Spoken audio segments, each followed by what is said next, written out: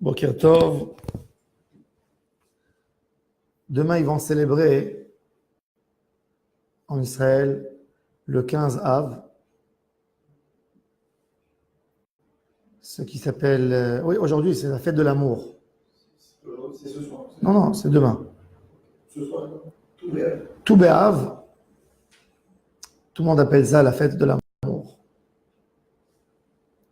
Ça m'a fait penser à un sujet extraordinaire dans notre paracha de la semaine. Aimer Hachem.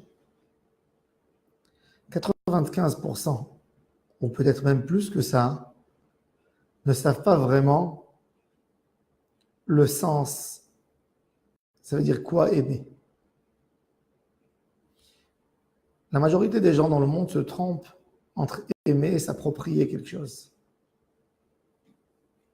Même un animal défend sa femelle devant un autre animal et il se bat, mais ce n'est pas parce qu'il l'aime. Parce que de la même manière, il se bat sur son territoire. Aimer, ça a un autre sens. Aimer, c'est même quand on n'a aucun intérêt, on aime. Comme la Mishnah nous le dit dans Pirkei Avot, Kol ahava shehi teluya badavar, tout amour qui dépend de quelque chose, batel davar, quand cette chose a été annulée, batla ahava, il n'y a plus une raison d'aimer. Vechol ahava she'ena teluya badavar, tout amour qui est sincère, qui est pur et qui est propre, n'est jamais annulé dans aucun cas. Un homme, quand il va épouser une femme, c'est pas parce qu'il veut exprimer son amour.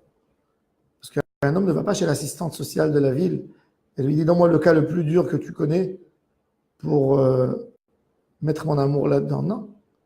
Il cherche une femme qui lui plaît physiquement, qui lui plaît par sa mentalité, par son savoir, par les choses communes qu'ils aiment. Et c'est comme ça qu'un homme cherche une femme. Et Akadosh Baruch Hu veut qu'on découvre le sens de l'amour.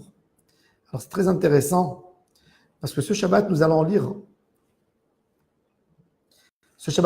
dans la Torah le décret, la phrase la plus importante qu'un juif mentionne dans sa journée, Kriyat Shema. Le Shema Israël, il est dans notre paracha. Et le deuxième verset qui vient après le Shema Israël, Ve'ahavta et Adonai Elohecha. Bechol levavcha ou bechol nafshecha ou bechol meodecha. Tu aimeras Hachem dans tout ton cœur, avec toute ton âme, avec tout ton être, toute ton existence. Si je dirais les choses brefs, Hachem n'a ni chaud ni froid si on l'aime ou on ne l'aime pas. Mais je pense que Hachem nous a donné cet ordre de l'aimer pour que l'homme s'habitue et apprenne ça veut dire quoi aimer.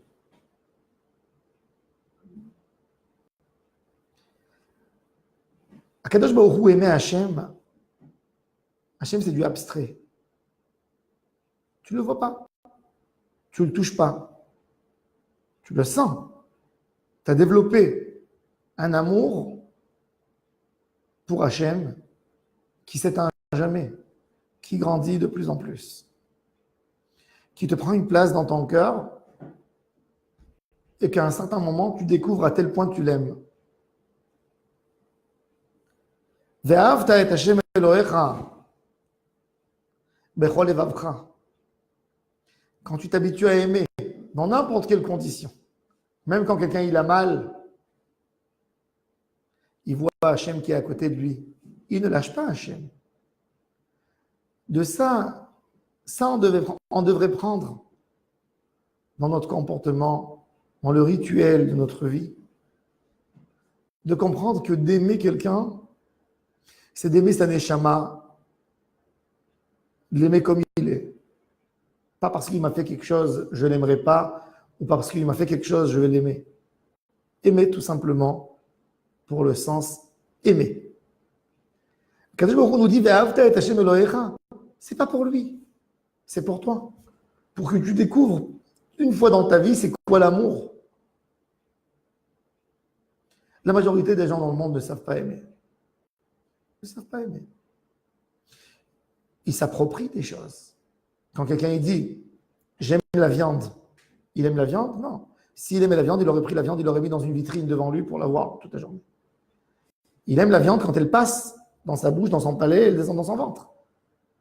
Il aime le poisson? Non, il n'aime pas le poisson. Il n'aurait pas pêché s'il aimait. Il sait m'asseoir avec le goût du poisson dans la bouche. Alors, est-ce que quand quelqu'un dit à sa femme « je t'aime », c'est de la même manière, c'est un poisson, c'est de la viande, c'est quoi exactement? C'est tu t'aimes et tu veux passer un moment avec cette femme. Mais ce n'est pas ça le vrai amour. C'est ce qu'il a dit David Ameller quand il a parlé de son amitié sincère avec Jonathan, le fils de Shaoul. Jonathan qui est le prince héritier,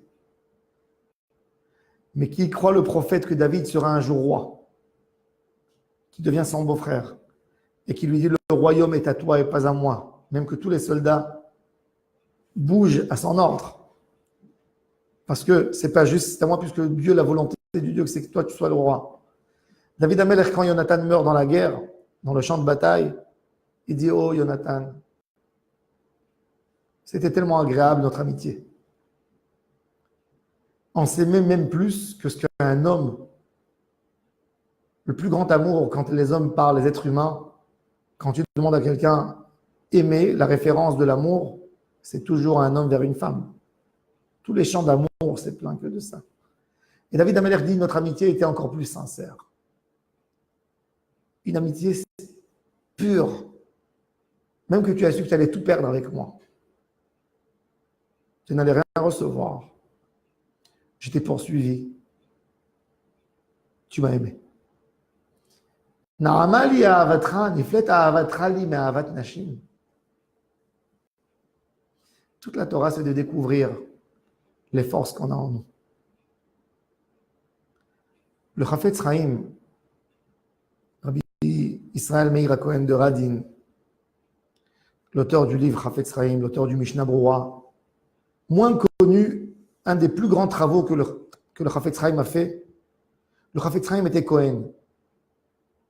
Et il s'est dit, il faut prendre toutes les règles qui concernent le Beth Amikdash du Talmud et en faire un livre. De la même manière que le Rif, Rabbi Yitzhak El-Fassi, a résumé toutes les conséquences halachiques du Talmud qui concernent les lois quotidiennes de tous les jours, mais il a abandonné, il a laissé les parties du Beth Amikdash parce qu'il n'avait pas le temps. Il a dit, je préfère toucher les choses qu'on a le temps, qu'on doit faire, la Rod de Shabbat, la Tfila, etc.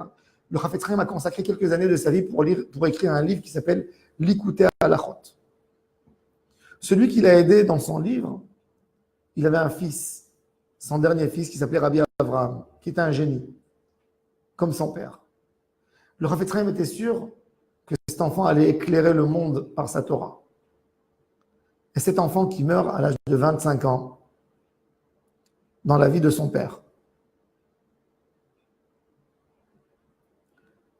il meurt jeune d'une maladie.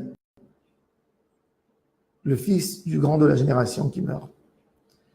Et le Chafetz Chaim vient dans l'enterrement de son fils. Et avant d'enterrer son fils, il veut parler. Et il raconte une histoire. Une histoire qu'il a entendue dans sa famille qui se faisait passer de mère en fille.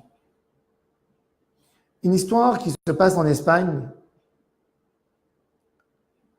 dans les années, dans le 15e siècle, 1500, une femme juive, des Maranes, une famille de Maranes. Maranes sont des juifs qui se sont convertis au christianisme par force, pour ne pas devoir quitter l'Espagne, mais qui essayaient d'accomplir les lois de la Torah en cachette. On les prenait, l'Inquisition, et les condamnait au feu dans les autodafés qu'il y avait dans les places principales de toutes les villes en Espagne. Cette famille qui se fait attraper, elle est la Seder, mari, femme et 2 enfants. Ils se font attraper pendant le la Seder en fêtant dans la cave Pessah. On les prend, on les condamne au feu Et on laisse la femme vivante pour voir la condamnation de son mari et ses 2 enfants dans la place principale. Cette malheureuse, elle voit son mari mourir devant elle et ses 2 enfants mourir. Elle lève les yeux et la tête vers le ciel et elle crie. Et qu'est-ce qu'elle crie? Dieu. Tu m'as pris mon mari. Le plus grand amour que je pouvais exprimer dans ma vie, c'était vers mon mari. Tu me l'as pris. Cet amour que j'avais pour mon mari, à sa disparition, elle est passée automatiquement pour mes 2 enfants. Je les ai aimés tout corps, tout âme. Et tu me les as pris. Penses-tu que je ferais quoi avec cet amour qui m'est resté maintenant? Ben, cet amour qui était accordé pour eux, je te l'accorde à toi. Et là, le Chafetz Chaim, il a fini cette histoire et il a dit, Dieu, je suis un homme âgé. Tu m'as mis à l'épreuve. Mais cet amour que j'avais pour mon fils ne va pas partir. Cet amour que je lui ai accordé, et je ne pouvais pas te l'accorder parce que j'avais un enfant, que forcément, je suis très attaché à lui. Je te l'accorde maintenant à toi, et je te la donne cadeau.